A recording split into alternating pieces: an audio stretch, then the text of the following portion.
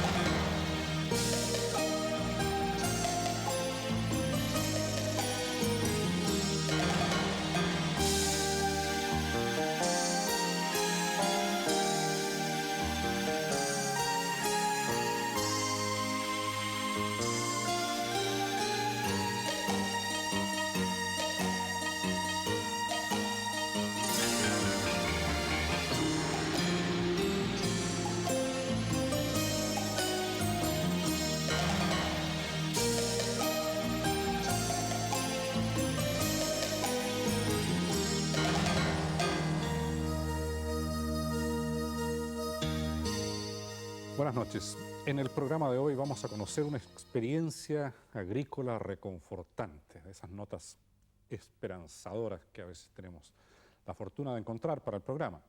Posteriormente conversaremos con una antropóloga chilena que dice que en nuestro carácter nacional predominan dos características: somos huachos y mestizos. Más adelante indagaremos en una investigación que se está llevando a cabo en Italia sobre un presunto accidente aéreo que ocurrió hace más de 10 años a un avión de pasajeros, pero que parece que no fue tal accidente y que tiene ramificaciones bastante más graves e incluso, quizá, siniestras. Nuestro último reportaje va a ser a un tema de creciente preocupación en el mundo: el suicidio juvenil. Y cerraremos el programa, naturalmente, con la crónica de hoy de Enrique Lafourcade. Pero vamos a comenzar con algo inesperado. Una organización clandestina, ilegal, pero resulta que es de señoras cuarentonas, cincuentonas, de clase acomodada, que sustraen niños, los raptan, pero para el bien de ellos, para entregarlos a familias que los van a cuidar debidamente. Todo esto sucede en el Brasil y nos lo va a contar ahora Alejandra Toro.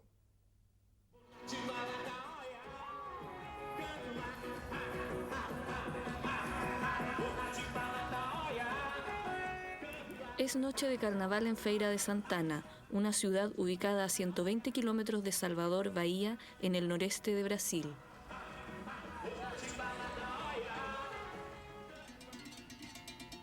A pocas cuadras de la fiesta, un bebé es dejado misteriosamente en la puerta de una casa, con una carta anónima. Necesito un hogar. No soy el hijo de tu vientre, pero espero ser el hijo de tu amor. Parece novela rosa, pero es en realidad el resultado de un plan ideado por 6 mujeres de la ciudad para dar familia a los niños abandonados. Por esto se han ganado el apodo de cigüeñas de la noche.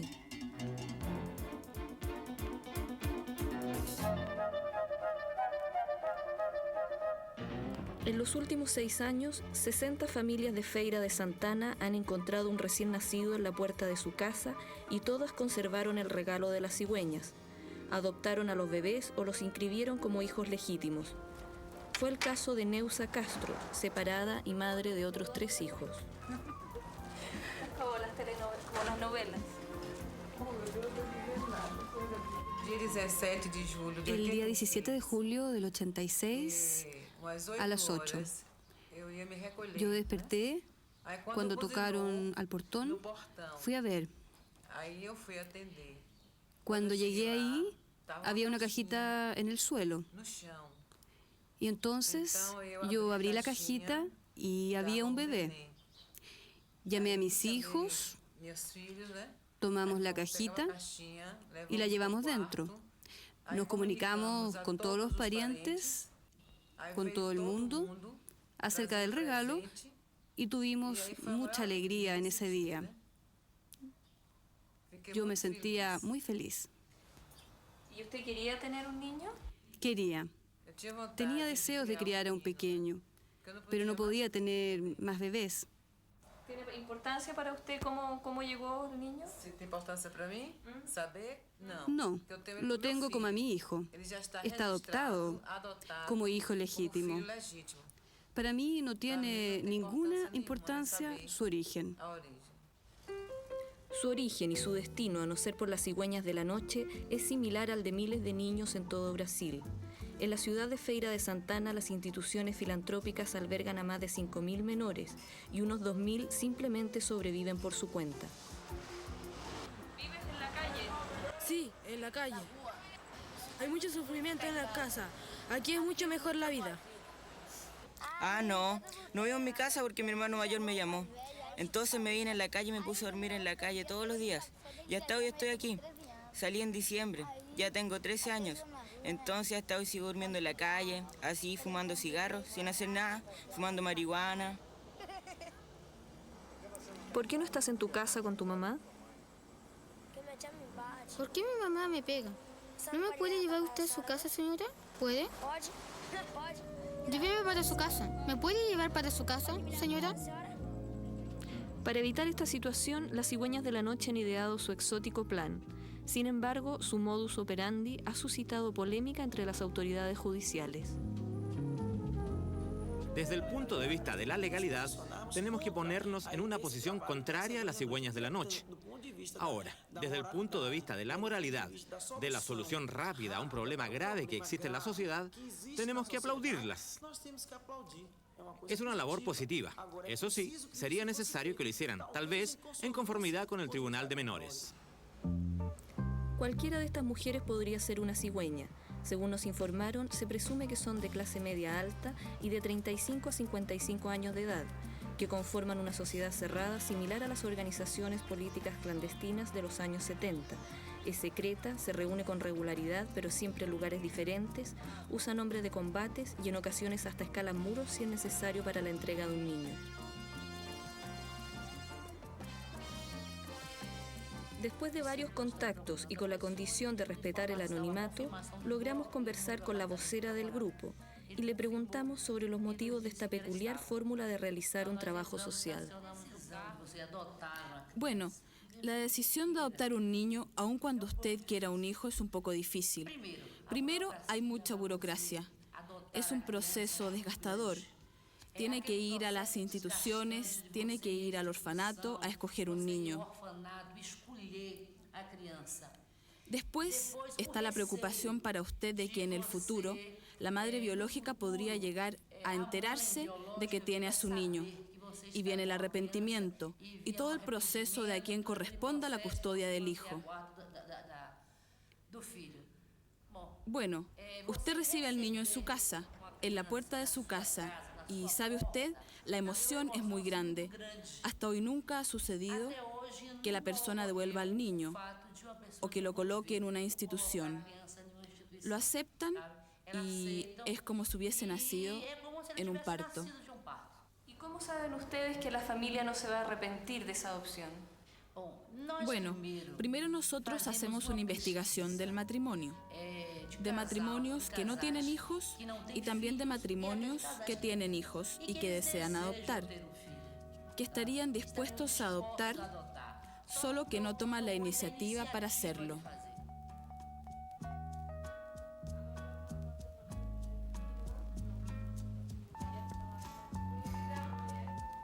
Yo siempre había querido una hija mujer. Yo siempre hablaba con las colegas, les decía que yo quería una hija mujer. Ahora, por ahí buscamos en un orfanato y ya no fuimos más. Fui una vez y el cuadro es muy impactante. Usted ve en un orfanato, usted entra en un orfanato como yo entré una vez. Y vi a los niños. Todos eran tiernos, todos me agarraban, todos querían venir. Entonces es terrible para uno escoger a los niños como si fueran mercadería. Entonces fue difícil, no tomé a ninguna y me dije, voy a esperar. Si Dios quiere que yo tenga una hija mujer, me la enviará. Y me la envió.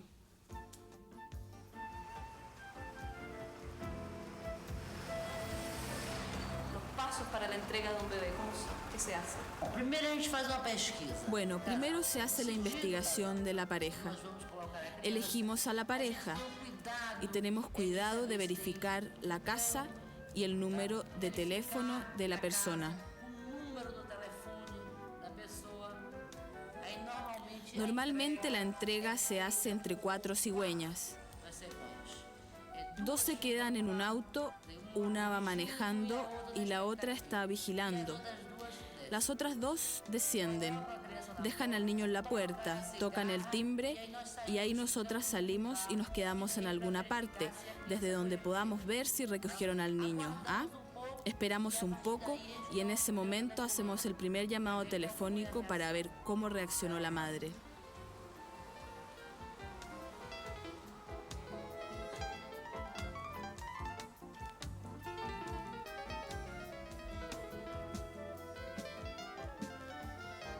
¿Qué les pasaría a las cigüeñas de la noche si son descubiertas por la justicia entregando un niño? El hecho de colocar a los niños en la puerta de una familia no constituye un delito en sí. Lo que constituye un acto delictual es el hecho de que esos niños sean sometidos a algún vejamen y también al hecho de que sean retirados de sus familias de origen sin contar con la autorización necesaria. Eso sí que constituye conducta delictual con las consecuencias correspondientes. Pero habría un juicio, habría un proceso. Habría un proceso. Esas personas se expondrían a un proceso, irían a defenderse y serían juzgados como una persona que cometiera un delito cualquiera.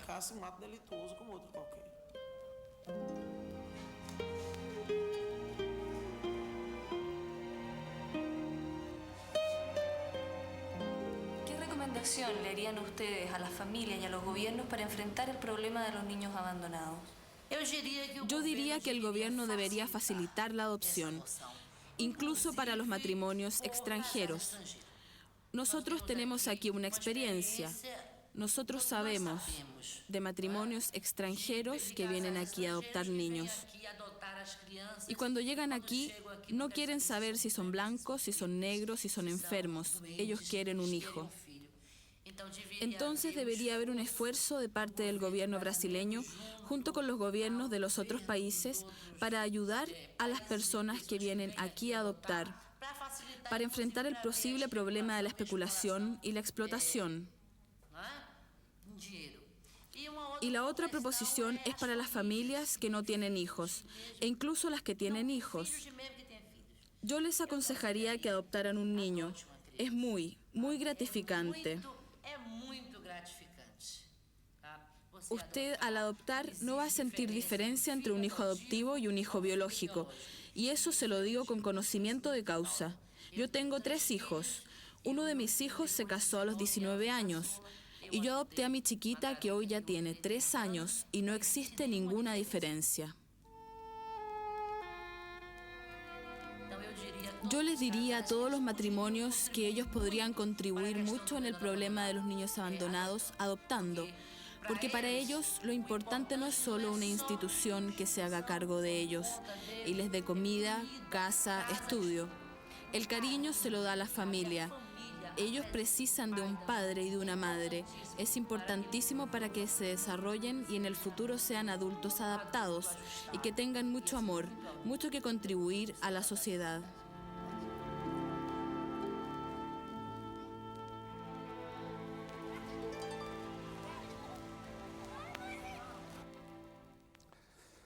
La intención es loable, claro, y aparentemente exitosa, pero el método es tan cuestionable y riesgoso, me parece, que de ser aprehendidas, estas señoras enfrentarían condenas de cárcel que van de 2 a 6 años. Nuestra siguiente historia tiene que ver también con la conservación de la vida de la naturaleza en general y muy particularmente de los alimentos. Curiosamente, tenemos como protagonistas principalmente mujeres en lo que nos va a presentar ahora Alberto Guesmain.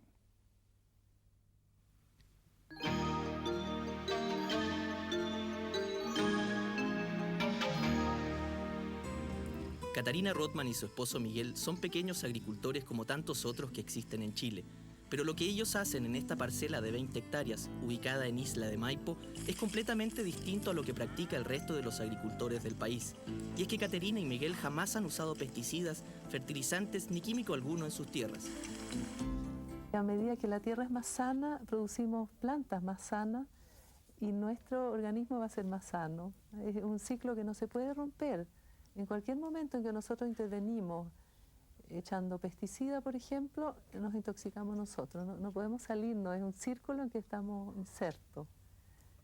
Los estudios que se han hecho, por ejemplo, en Estados Unidos han demostrado de que de la cantidad de pesticida que se aplica, un 1% alcanza la plaga y más o menos entre un 5% o un 10% alcanza el cultivo. El resto entra al ambiente y llega a afectar la salud humana de diversas maneras. Un plaguicida, antes de ser autorizado, tiene que pasar por una malla muy fina de estudios toxicológicos y ecotoxicológicos, o sea, el impacto ambiental, lo cual hace que se cuantifiquen lo más posible los riesgos y se especifiquen la manera como debe ser usado el producto y cuáles son los residuos mínimos que pueden ser permitidos en un producto comestible, por ejemplo, y cumpliéndose esos requisitos, la verdad de las cosas que el peligro es cero.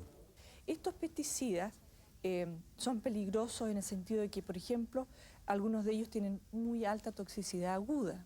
¿Qué significa esto? Que son muy venenosos al contacto inmediato, ¿no?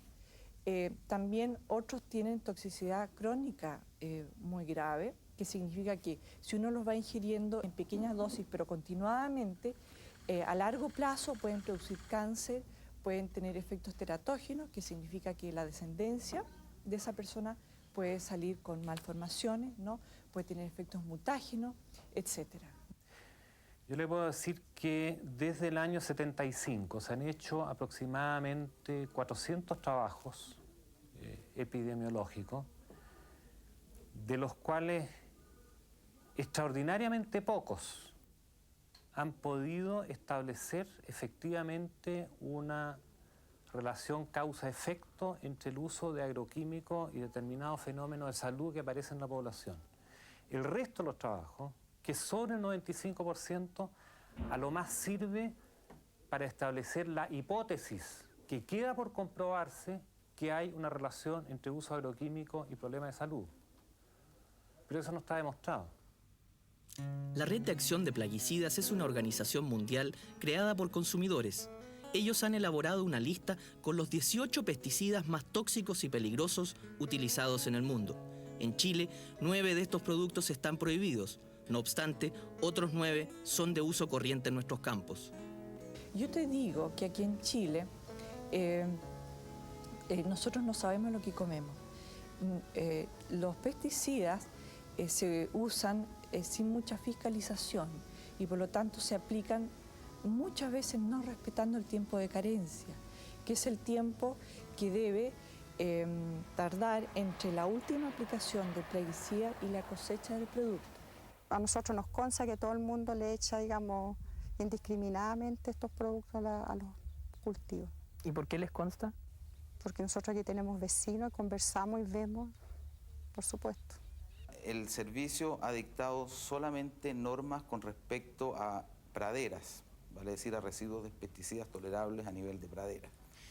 ¿Por qué? Porque el Servicio Nacional de Salud ha dictado una norma, una resolución, el año 82, que señala los límites máximos permisibles de pesticidas en productos de consumo interno. ¿Y se realiza ese control? No podría afirmar si se realiza 100% o no se realiza. La verdad es que nosotros tenemos bastante desconocimiento del control que se realice. Es por esto que Caterina y Miguel han optado por la agricultura orgánica, ya que esta forma de entender la tierra no concibe el uso de productos sintéticos.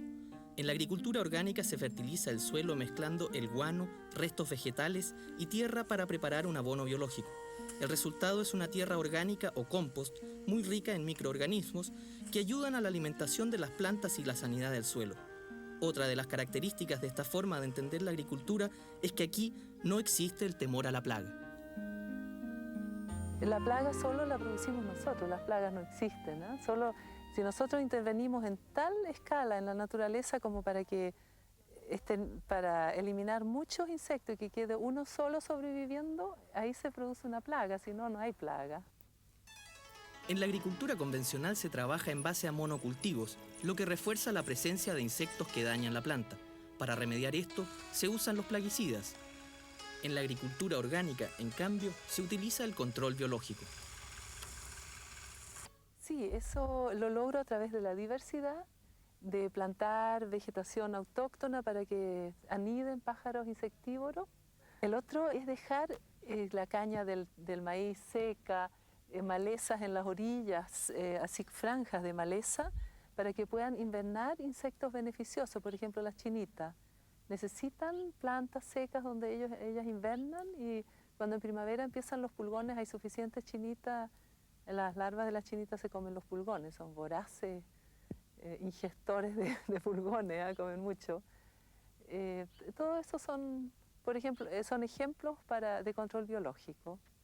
Es una agricultura que vuelve, y esto sin ánimo peyorativo, al siglo XIX, y puedo decir con base de que la agricultura orgánica tiene rendimientos en promedio un 30% menores a la agricultura con productos agroquímicos. Yo no sé si estaríamos en condiciones de solucionar el problema del hambre de hoy y la mayor demanda de alimentos del mañana. Los agricultores orgánicos están conscientes de que todavía son solo una alternativa. Sin embargo, lo que ellos pretenden es ofrecerle al consumidor productos que no tengan riesgo de contener residuos sintéticos.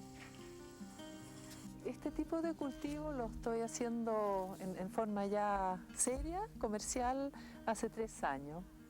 Empezando en forma muy pequeña, después aumentando porque mis amigos me querían comprar verdura. Y ahora ya como un desafío de un modelo económico a escala mediana o más bien chica, pero estamos aumentando el terreno, la superficie cada vez más, porque hay mucha demanda. Es una de las pocas cosas que tiene mucho más demanda que oferta. Andrea Tuchek también pertenece a este grupo. Ella es dueña de 2 hectáreas de tierra con cultivos agroecológicos en Colina. Digamos, nosotros vivimos de esto y somos capaces de hacerlo. Digamos, esto todavía no es muy grande para nada, pero te demuestra que ya no es un huerto, digamos, familiar, sino que ya es agricultura. Ahora con la organización misma nosotros nos ha ido bien, es decir, nos hemos agrupado varios agricultores orgánicos que aquí producimos en Chile y lo que ha sido un éxito que nos hemos juntado para comercializar juntos también, es decir, producimos y nuestros productos los llevamos a un local que nosotros mismos implementamos.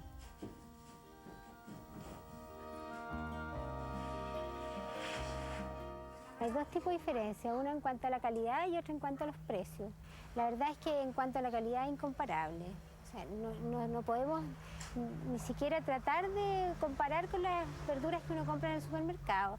Estas verduras tienen el doble de vitaminas, el doble de sales minerales, lo que necesitamos realmente, porque hay una diferencia en calidad. Se nota, estas verduras tienen mucho menos agua, te duran mucho más en tiempo, y en cuanto a precio, la verdad es que no es tanta la diferencia. Algunas cosas son más caras, pero si tú piensas que una lechuga de estas te equivale a 2 o 3 del supermercado, estás compensado. Y existen evidencias poco a poco que están emergiendo que demuestran que el manejo orgánico del suelo, por ejemplo, da productos que tienen una mejor calidad nutricional que productos que son manejados con hormonas, con una serie de pesticidas y fertilizantes químicos. Por lo tanto, la demanda del consumidor es sumamente importante porque además va creando un mercado y va creando un aliciente para que los agricultores poco a poco vayan produciendo de esta manera. Este tipo de agricultura orgánica está tomando cuerpo en el mundo y hay zonas que la están practicando ya cada vez a más gran escala. Somos huachos y mestizos esencialmente en nuestro carácter los chilenos. De eso nos va a hablar una antropóloga, profesora universitaria chilena, después de esta pausa.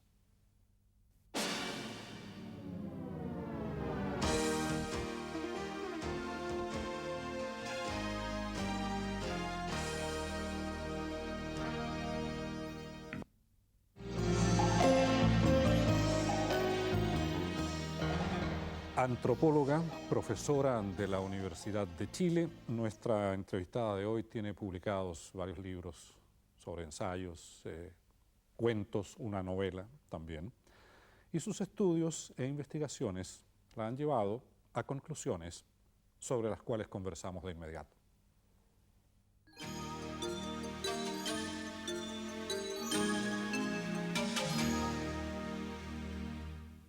Sonia Montesino, ¿es nuestra cultura esencialmente mestiza? Yo tengo algunas hipótesis, y bueno, quiero dejar claro que son hipótesis, sí. ¿ya? Algunas hipótesis de cómo es que la cultura latinoamericana construye los géneros. Y esta hipótesis tiene que ver con una memoria, tiene que ver con una historia, y que es precisamente la historia de nuestra conformación mestiza. Los españoles, no sé, tú sabes, vienen solos, ¿no? La conquista es una empresa de hombres solos. Cuando llegan a nuestro territorio, ya encuentran mujeres indígenas, ¿no? Y yo hablo de una relación violenta o amorosa, porque, bueno, no estoy ni en la leyenda negra ni en la rosada, digamos, a veces violenta, a veces amorosa.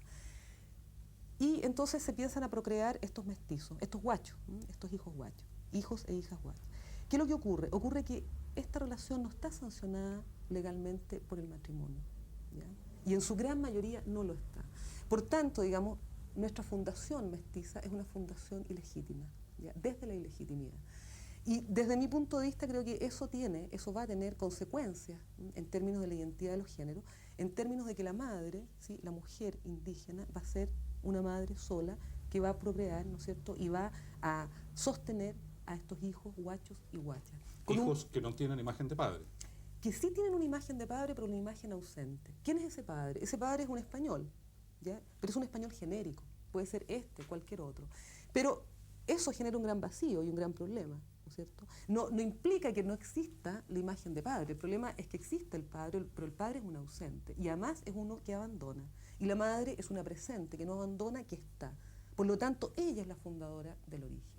Yo lo que sostengo, lo que he planteado, digamos, en algunos textos, es que nuestra cultura mestiza va a configurar, ¿ya?, a lo femenino como madre, ¿ya?, y a lo masculino como hijo o padre ausente. ¿Y qué incidencia tienen en la construcción de nuestro concepto o conducta como géneros esos orígenes de que estamos hablando? Yo creo que esta experiencia nos marca, ¿ya?, y nos va a marcar en varios aspectos. Nos marca primero con un problema de ocultamiento, ¿ya? Así, nuestra cultura, además, ¿ya?, por esta particular experiencia, va a tener un rasgo, como dice José Donoso en su novela, de correr tupidos velos sobre la realidad. ¿Y por qué? Porque el guacho o la guacha ilegítima, es decir, el mestizo, son mal mirados dentro de la sociedad, ¿ya? Y lo curioso es que una sociedad que está conformada mayoritariamente por estos sujetos, pero, ¿no es cierto?, las capas dominantes españolas, en este caso la cultura que trataba de imponerse española, va a mirar en menos, es decir, el ilegítimo, el guacho, el mestizo, ¿no es cierto?, va a estar en un escalafón social más bajo. Por tanto, hay que ocultar los orígenes, ¿ya? Hay que ocultar que ese es un guacho, ¿ya? Bueno, de ahí yo creo que nace toda una serie de cosas de nuestro arribismo, de nuestro blanqueamiento, además, ¿no? Hay que ponerse las máscaras del blanco, ¿ya? Hay que, además, ¿no es cierto?, hay que reprimir a la madre indígena. Nosotros no tenemos ancestros indígenas, olvidémonos de eso, ¿ya? Olvidémonos, ¿ya? Y entonces vamos a generar, desde mi punto de vista, digamos, una cultura que va cada vez poniendo velos, ¿ya?, sobre este origen mestizo, guacho, bastardo, ¿ya? ¿No se amplía ese ocultamiento a otro tipo de cosas en la sociedad? Por supuesto, por supuesto. Yo creo que, bueno, pienso que ahora lo podemos ver. O sea, yo creo que esta marca, este rasgo nuestro de correr los tupidos velos, lo vemos, por ejemplo, en hechos muy concretos. Las cosas se hacen en este país, se hacen, ¿sí? Tienen prácticas, existen, pero no se puede hablar de esas cosas. Por ejemplo, el divorcio no existe como tal, digamos, en términos legales, pero sí está, ¿no es cierto?, esta famosa nulidad. Todo el mundo se anula, etcétera, ¿no? Pero no hablemos de esto, ¿sí? Bueno, el aborto exactamente es lo mismo, ¿ya? Hay N clínicas donde se hacen abortos, las cosas se dan, se hacen, pero no hablemos de esto, ¿ya? Es decir, o si hablamos, ojo, tenemos que demonizar las cosas, o tenemos que cargarlas de una ideología que en definitiva oculta la realidad, ¿ya? Entonces, yo creo que ese es un rasgo de nuestra cultura mestiza, ¿ya? Que de mi punto de vista creo que muchas veces no nos hace muy bien, ¿sí? No nos hace muy bien porque nosotros, en definitiva, lo que hacemos es reprimir la realidad, ¿ya? Es hacer como que aquí no pasa nada. ¿Sí? El ocultamiento entonces sería una característica. El ocultamiento sería una característica. Bueno, otra es que creo que en las mujeres, ahora voy a hablar desde las mujeres, esta constitución materna, ¿ya?, de su género. O sea, es una concepción de la mujer primero que nada como madre, ¿eso me estás diciendo? Por supuesto, o sea, evidentemente, o sea, fundamentalmente. O sea, en la cultura chilena la mujer es primero madre. Pero antes quería decir algo que se me había olvidado, que me parecía muy interesante cuando yo estaba sosteniendo la construcción del género femenino como materno. Hay otro fenómeno cultural que es muy importante destacar, que es la existencia del marianismo, ¿ya? ¿Qué es lo que ocurre? El marianismo o el culto mariano, ¿sí? El culto a la Virgen María. El culto a la Virgen María, que es una Virgen María desde mi punto de vista también sincrética, mestiza, ¿sí? No es el mismo culto, digamos, que se da en Europa. Esto lo estoy diciendo desde el punto de vista antropológico, no teológico, que quede claro, porque teológicamente lo que estoy diciendo puede ser un sacrilegio, ¿ya? Pero antropológicamente eso ha sido estudiado de esta manera. Entonces, ¿qué es lo que ocurre? Ocurre, ¿no es cierto?, que en América Latina sea un fenómeno general, ¿ya?, que es que los dioses masculinos en la conquista son vencidos, ¿sí? Y son las diosas femeninas, junto a la Virgen María que traen los conquistadores, la que toma un sitial dentro de la cosmovisión mestiza. Es interesante, digamos, este hecho, ¿no? ¿Por qué no es un culto cristológico? Es decir, ¿por qué no es Cristo, la figura masculina de Cristo, el que tiene preeminencia en nuestro continente, sino es que es esa figura femenina de la madre, ¿sí? De la madre de Dios. Bueno, entonces, ¿qué ocurre? ¿Cuáles son los rasgos, además, que tiene esta María mestiza? ¿Ya? Esta María mestiza es la madre de los guachos, es la madre de los huérfanos, ¿sí? De estos huérfanos que no tienen origen, porque no son indígenas, ni tampoco son españoles ni europeos, ¿sí? Entonces, en esta madre común, en esta madre simbólica, se encuentra el origen de los huérfanos, de los mestizos. Desde esta hipótesis se construye un hijo, ¿ya? No un varón. Y ese hombre hijo frente al trabajo, por ejemplo. Bueno, yo creo que el hombre hijo frente al trabajo se transforma. Yo creo que en el trabajo, en el espacio de lo público, es el lugar, ¿ya?, en donde este masculino latinoamericano y chileno puede lograr una realización, ¿ya? Entonces, en ese sentido, los bares, por ejemplo, ¿cierto? La idea del bar, la idea de estos espacios masculinos como el fútbol, la cancha de fútbol, el día domingo, ¿no es cierto?, que es el espacio masculino del fútbol, ¿ya? Creo que en esos lugares, en ese, entre comillas, afuera, es donde se realiza la masculinidad, ¿ya? Ahí está su poder en ese punto. Pero el poder, entre comillas, ¿no es cierto?, o esta masculinidad, no se realiza al interior de la familia, ¿no es cierto?, porque ahí el reino es el reino de la madre. El guacho, en la situación que lo hemos presentado, ¿encuentra algún camino de redención, llamémoslo? Sí. Yo creo que el camino de redención del guacho es el heroísmo. Y bueno, voy a explicar con algunas cosas históricas. Bueno, tú sabes que nuestro padre de la patria era el guacho Riquelme, ¿sí? Bernardo Higgins. Bernardo Higgins, sí. Yo lo llamé guacho Riquelme, ¿te das cuenta? Ese es el otro nombre, ¿sí? El reprimido, ¿ya? Él, sí, se sabe, ¿no? Hay algunos estudios de historiadores que sostienen, él sufrió bastante el hecho, digamos, de esta ilegitimidad y de este ser guacho. ¿Cuál es su periplo? Él va a estudiar afuera, ¿sí? Desde mi óptica va a blanquearse, ¿sí? A obtener, ¿no es cierto?, de la cultura europea, ¿ya?, fundamentalmente herramientas para volver acá. Y vuelve acá como héroe, ¿ya? ¿Sí? Vuelve como héroe. Entonces, creo que el heroísmo es una posibilidad de redención del guacho. Un heroísmo que puede ser desde el punto de vista del orden social, de la institución de un orden social o también de la destitución del orden social. Por ejemplo, ¿no es cierto?, los guerrilleros podríamos leerlo de esa manera también. O los bandidos. Tú sabes que, bueno, en Chile, digamos, hubo gran cantidad de bandidos, como en América Latina. Los bandidos, ¿quiénes eran? ¿Ya? Los bandidos también eran estos guachos ilegítimos, pero que estaban por el desorden social, ¿ya? Entonces, creo que ahí hay una... ¿Y el guerrillero encontraría sus raíces por ahí también?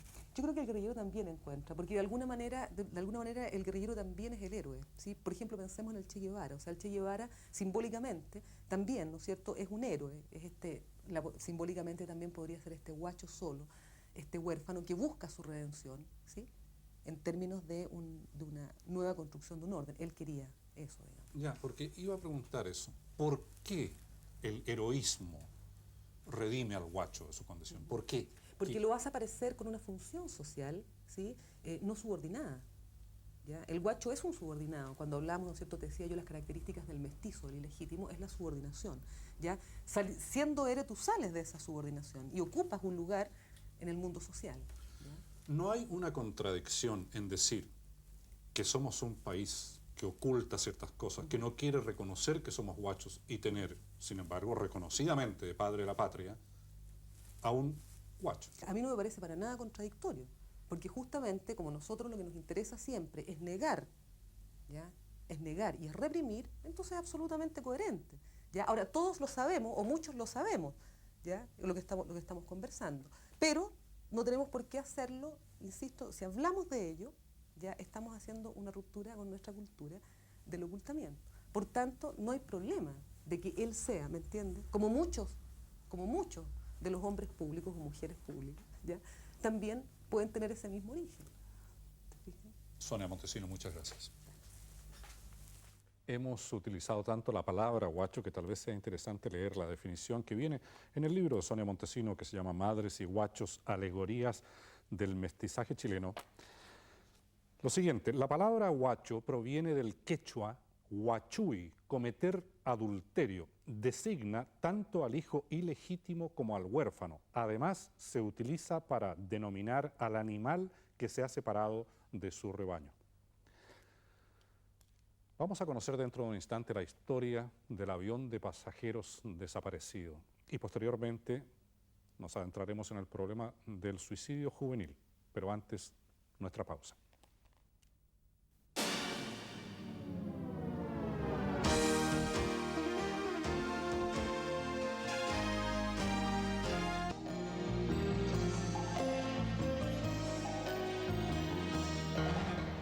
Se espera que en diciembre de este año el juez instructor en Italia cierre la etapa del sumario del caso que vamos a presentar. Con ello se habrá estructurado el periodo de sumario más largo en la historia de Italia, 13 años para investigar un caso. Y las imágenes que vamos a ver en la historia son imágenes de archivo pero auténticas. Cuando se ve el fuselaje del avión es efectivamente eso, las imágenes de radar, etc. La presentación es de Nivaldo Fabricio Mochati. El 27 de junio de 1980, un día viernes, un avión DC-9 de la compañía italiana Itavia volaba desde Turín a Palermo hacia el sur de la península. Un minuto antes de las 9 de la noche, el radar captó por última vez su señal sobre los cielos de Ústica. 5 minutos después, cuando el control de Roma lo llamó para autorizarlo a aterrizar, no hubo respuesta. El avión había caído al mar llevando a la muerte a sus 81 ocupantes. Un lamentable accidente, se diría luego, pero en los italianos, desconfiados por naturaleza, fue creciendo una terrible sospecha alimentada por investigaciones periodísticas que desafiaban las oscuras versiones oficiales. A 13 años de la tragedia, lo que inicialmente fue calificado como una hipótesis descabellada, cobra hoy día fuerza. El avión habría sido víctima de una operación militar, de una guerra aérea secreta librada esa noche en los cielos de Italia.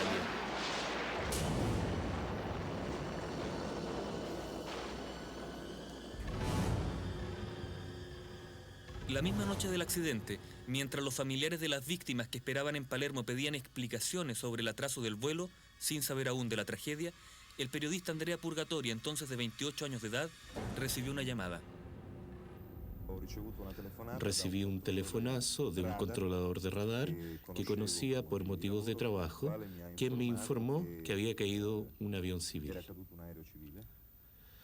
Y me dijo que prestara atención porque no se trataba de un accidente normal, sino que el avión había sido derribado por un misil.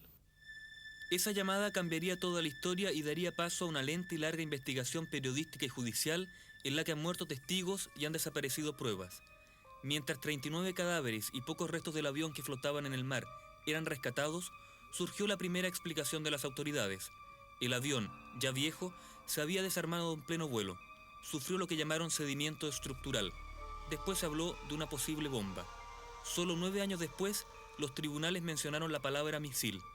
La extraordinaria demora de la justicia en aclarar el caso motivó la creación de una asociación de familiares de las víctimas de la tragedia. Se hizo necesaria la vergonzosa existencia de una asociación de parientes de las víctimas de la tragedia de Ústica. Su existencia, a mi juicio, hace paradigmático, singular, claro y evidente, o sea, muestra con claridad que nuestras instituciones no logran entregar en un tiempo razonable verdad y justicia. Por eso nos involucramos. ¿Fue muy difícil el trabajo para conseguir informaciones? Sí, muy difícil. Muy difícil porque todas las informaciones, naturalmente, estaban en manos de los militares o instituciones de gobierno. A un cierto punto me di cuenta que esto provocaba molestias. ¿A quién daba molestias? Bueno, con seguridad provocaba molestias a los militares. ¿Cuál es tu tesis? Mi tesis es que la noche del 27 de junio de 1980, el avión civil italiano se encontró en medio de una batalla aérea, de una operación militar seguramente, y que fue derribado por error. Puede haber sido un misil o que otro avión le explotó de frente.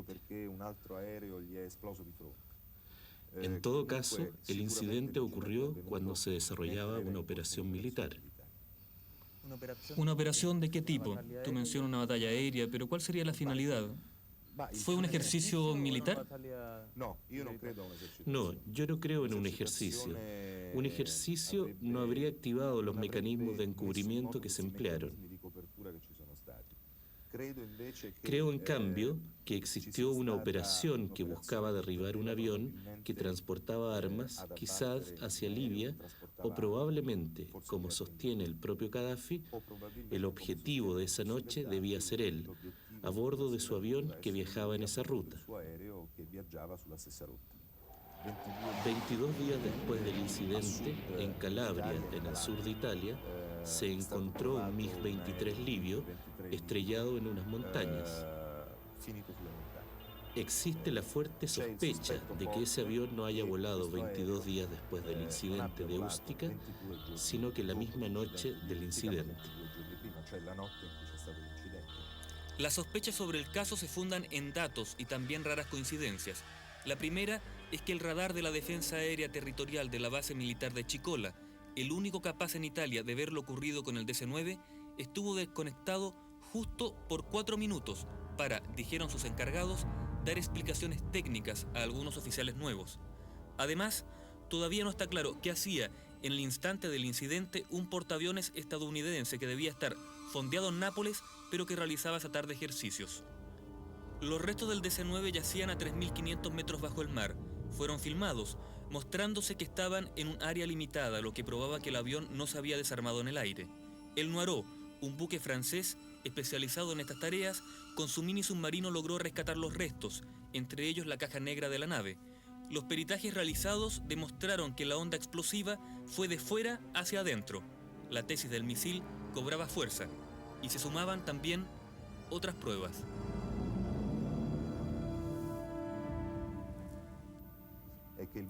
El juez italiano que investigaba tomó la cinta de los registros del radar, fue a Estados Unidos a los mejores laboratorios de análisis de esas cintas y allí descubrieron que junto al DC-9 había otro avión no identificado que cruzaba exactamente su trayectoria y por la velocidad se deducía que era un avión militar. Este es el peritaje mostrado por la BBC del experto estadounidense John McDowell. Fue realizado sobre un trazado de la ruta del DC-9, elaborado en base a los registros de radar minutos antes de la desaparición del avión y sus 81 pasajeros. La línea muestra la ruta de la nave hacia Palermo, pero en el trazado el experto vio también otras cosas. A las 8:58 con 11 segundos, un radar romano captó una huella aquí. 29 segundos más tarde, otra huella aquí. 12 segundos después de la explosión, una tercera huella fue individualizada aquí. Estoy convencido de que este es un caso internacional que involucra no solo a Italia, sino que también a otros países. Cito solo aquellos a los que el juez ha pedido información: Francia, Libia, Estados Unidos, la Unión Soviética. No es poco. Yo he mandado exhortos a muchos países. La mayor parte de los países europeos ha respondido. También Estados Unidos. Pero hay problemas con los países con los que no tenemos un tratado de asistencia judicial. En este caso, hay 11 oficiales italianos encausados. Según la prensa, por alta traición. El juez Priore guarda reservas sobre el hecho. La magistratura, la justicia, acusó a 11 militares, entre ellos a 9 generales de traición, tengo entendido. ¿Por qué? ¿Cuál es la acusación? Bueno, usted sabe. De acuerdo al antiguo código que nos rige, esto es parte del secreto del sumario. Es decir, esta materia entra en este tipo de secreto.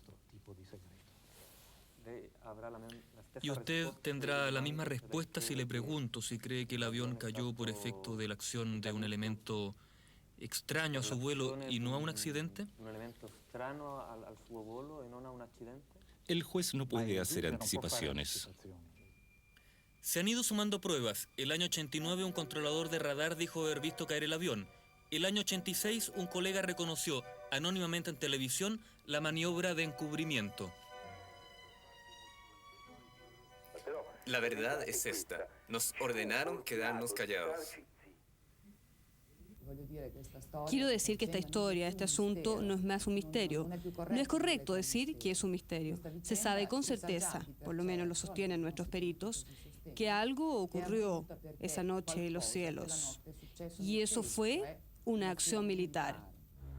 Por ahora, los familiares esperan.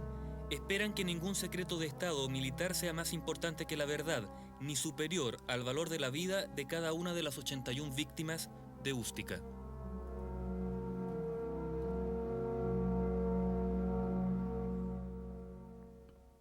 Es pertinente agregar que en enero de este año, mientras realizábamos la investigación y la filmación de las entrevistas de esta intrigante historia, mientras estábamos allá, fue apuñalado en una calle de Bruselas el 12º testigo de los llamados a prestar testimonio. En este caso, no se le robó nada.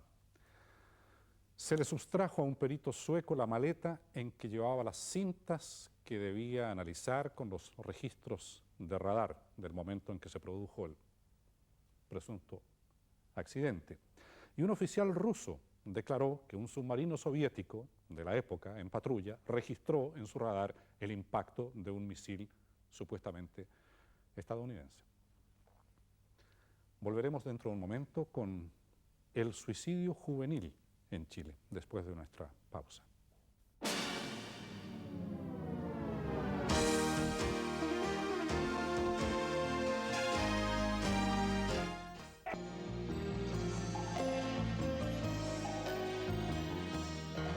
Para realizar la siguiente crónica, entrevistamos a numerosas personas, numerosos casos, y fueron debidamente investigados. Se decidió ejemplarizarlo en uno.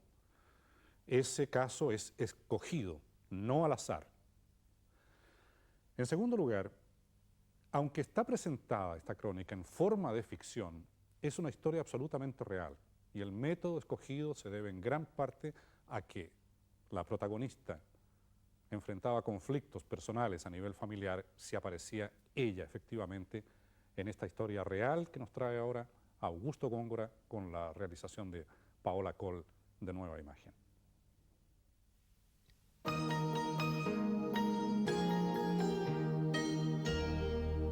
¿Recuerdas?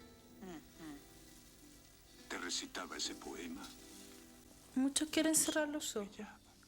La gente que no siente estas cosas, que las ve por las noticias y que no creen que pueda pasar en sus familias.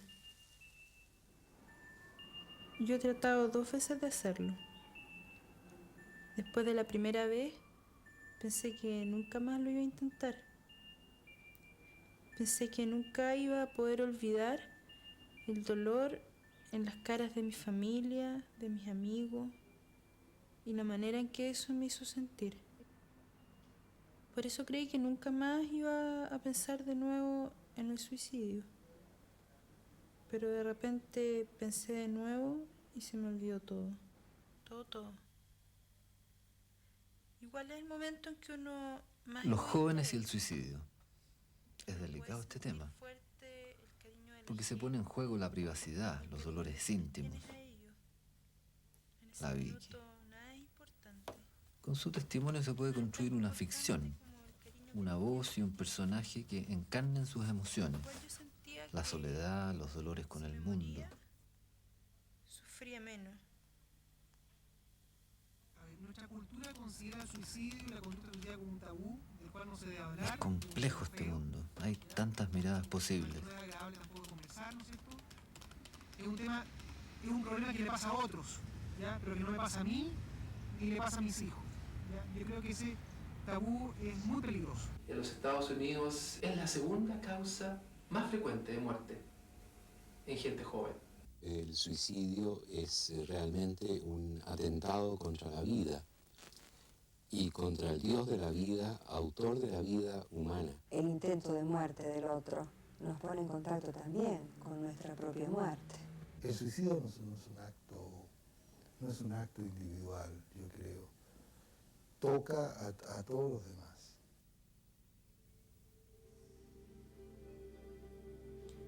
Yo siempre me he sentido poroto en ensalada de lechuga. Y es que la mayoría de la gente yo siento que es demasiado como les enseñaron que tenían que ser. Son como muñequitos que les dan cuerda y hacen todas las cosas del día. Como que les falta un poco de alma.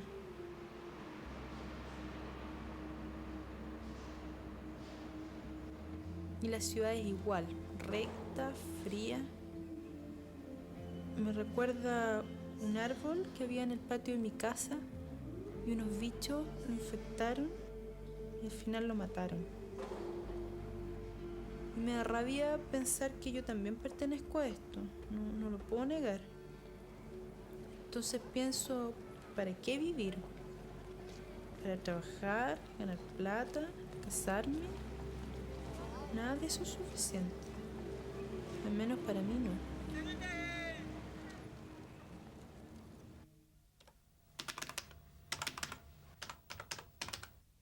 Esta forma de vida urbana no es una forma natural de vida del hombre sobre la tierra.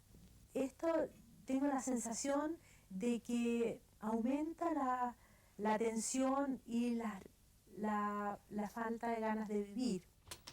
El mundo contemporáneo se muestra como una gran dosis de abandono. Así es la vida misma la que nos abandona, no nosotros la vida. Entonces no me extraña de que esta forma de organización, es decir, detrás de todo el éxito que tiene, ¿ya?, esconde un enorme fracaso, y ese fracaso es la destrucción que genera en muchos de sus miembros, en muchos de sus individuos.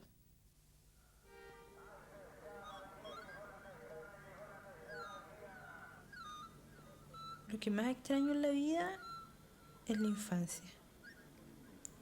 Fue triste dejarla. Irremediablemente crecí y empecé a dejar ciertas cosas de lado.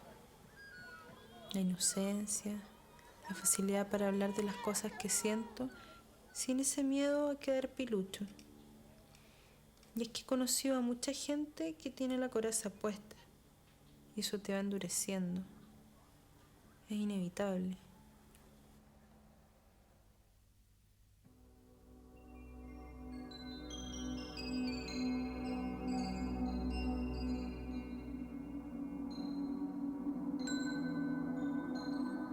Recuerdo la época en que iba con mi familia a misa y le pedía cosas a Dios y yo las creía.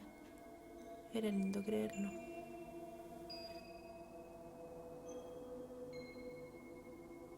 Pero ahora no puedo evitar meter el pensamiento y siento que me mata la fe. La verdad es que me he vuelto viciosa del pensamiento.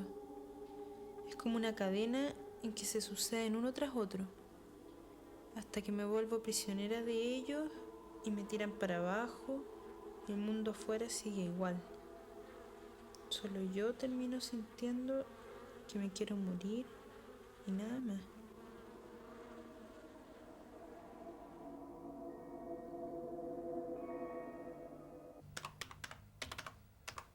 Se produce no un estallido o una explosión, sino una sensación de implosión, de vacío.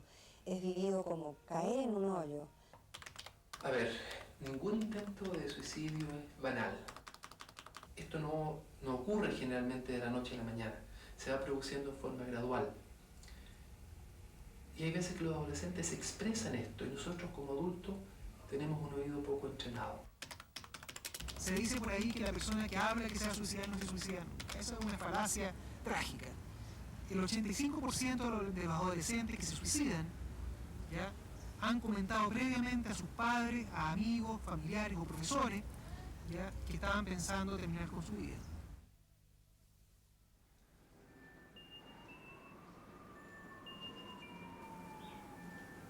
Ese día era harta angustia y desesperación, llena de confusión.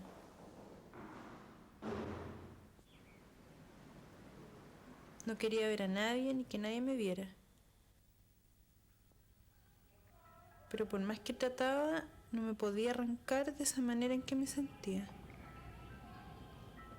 Cuando tú decides suicidarte, es algo que no puedes detener. Es como reventar, como escaparte. Yo he sentido eso, que si me muero, los hago leso. Al mundo, como que no me pudieron atrapar. Y ya nada más me va a hacer sufrir.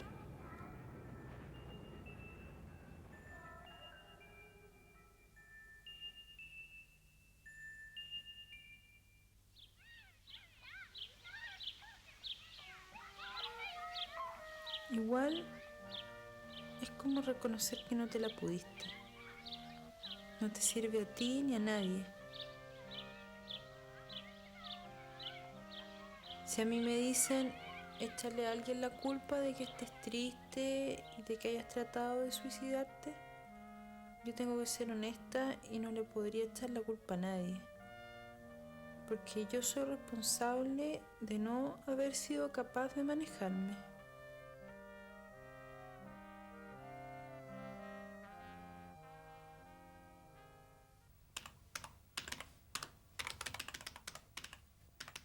Es algo que nunca podemos realmente juzgar. Es su condición más subjetiva, más íntima, frente a la cual solamente Dios puede ser un juez. Una muerte autoinfligida, la muerte de una persona joven, ahí es doblemente dolorosa, me parece a mí. Un fracaso tremendo del espíritu, de la vida. Yo creo que si los jóvenes se están suicidando mal, es que algo está mal en nuestra sociedad. Y tenemos que estar por lo menos alerta a que eso puede estar ocurriendo. No es aleatorio que en la familia la gente esté cada vez más sola, cada vez más angustiada, el que tiene miedo no lo puede expresar, no tiene a quien comunicárselo. Yo creo que uno no puede discutir con un suicida si es más o menos soportable la vida. Él lo dice y tiene que ser para él así. Pero lo que sí creo que se puede discutir es qué pasa con los otros. ¿Qué pasa con los otros? Porque de alguna manera él al suicidarse suicida a los otros también.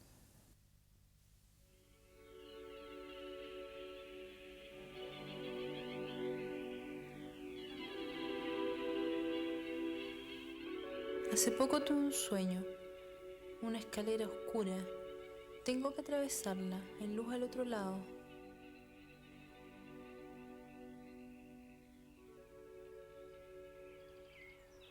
Este tiempo es la escalera. Tengo que atravesarlo.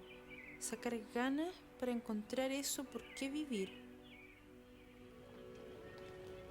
No quiero pensar, igual voy a vivir, pero estoy cagada. Porque la resignación yo siento que es un suicidio en vida. Si voy a vivir, lo voy a hacer de manera digna. Porque para mí es importante no acostumbrarme a las cosas que yo siento malas de este mundo. Pero como me dañan, tengo que mantener distancia hasta que aprenda a defenderme.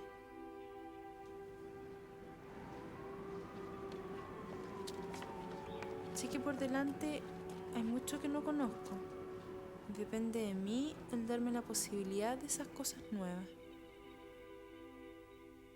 Creer que yo puedo, eso es importante.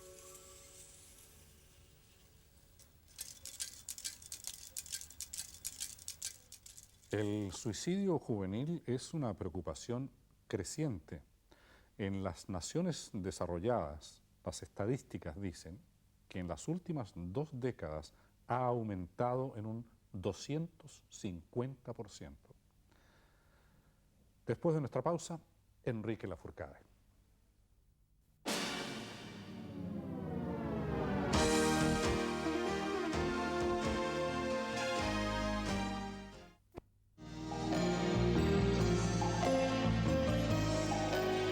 Estamos tal vez quebrando un récord televisivo o estableciendo un récord televisivo. Enrique Lafourcade fue contratado por 12 actuaciones y hoy se cumple justamente la número 12. Y sigue en actividad. Aquí está.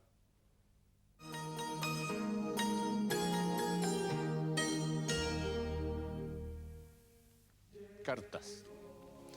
Siguen llegando cartas. Y es el último programa. Ha sido una hermosa experiencia trabajar con este equipo del Mirador, con Patricio Bañado, mi viejo amigo. ¿Qué les puedo decir? Hasta que la censura nos separe. Como dice uno de mis amigos y admiradores y electores en una de estas cartas. Una buena noticia para los demás candidatos a la presidencia de la República. Retiro mi candidatura. No quiero, no debo, no puedo. Esperaré mejores momentos, mejores circunstancias. En mi programa presidencial, yo tenía la solución, entre otras soluciones, tenía la solución definitiva para el problema de los homosexuales y las lesbianas, no solo en Chile, en el mundo. Y de todas maneras, como una deferencia hacia ustedes, les voy a entregar esta solución. El problema de la homosexualidad y el lesbianismo es un problema de alguna manera de soledad, de desdicha, de paradoja humana. Quieren ser distintos, pero a la vez quieren ser iguales. Quieren ser tratados como iguales, pero se sienten diferentes.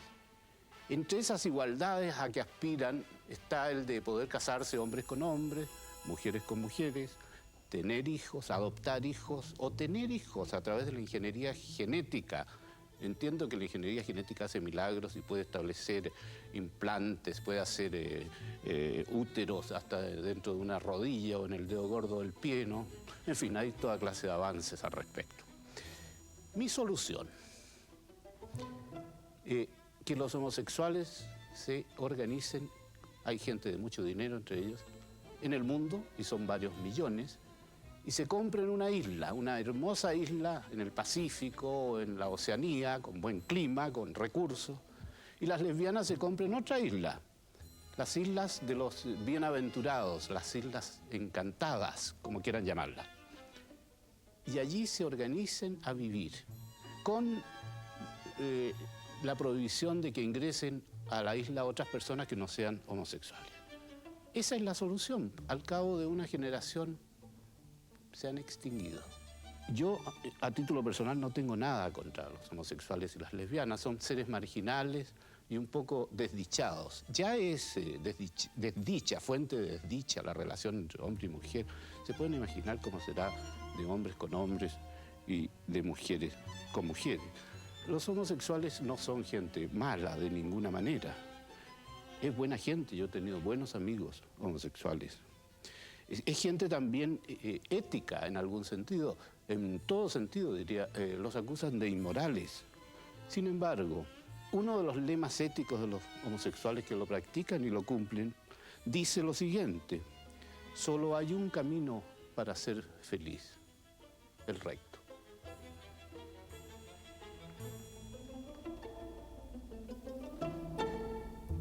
Es el último comentario de Enrique Lafourcade, pero eso no significa que este sea el último programa del Mirador. Vamos a tener 2 programas más, pero que son programas especiales, no son resúmenes.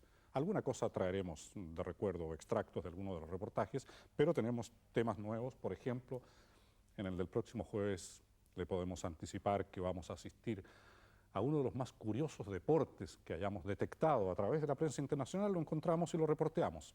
El campeonato de lanzamiento del enano, el próximo jueves. Buenas noches.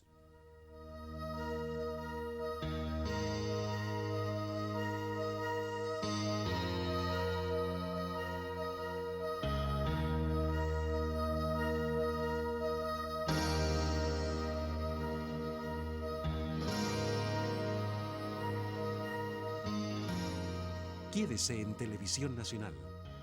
Ya viene La Manzana de la Discordia.